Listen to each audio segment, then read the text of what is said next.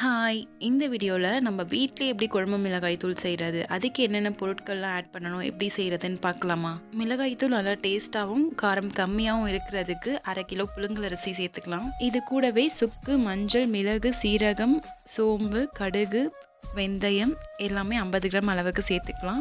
இதை நம்ம முழுசாக 50 கிராம் அளவுக்கும் சேர்த்துக்கலாம், இல்லை கொஞ்சமாக நம்ம எடுத்து வச்சுட்டு மீதி கூட சேர்த்துக்கலாம். இது கூடவே பெருங்காயம் சேர்த்துக்கலாம். பெருங்காயம் வந்து சின்ன சின்னதாக உடச்சி சேர்த்துக்கணும். நாங்கள் வந்து ஃபைனலாக உடச்சிக்கிட்டோம்.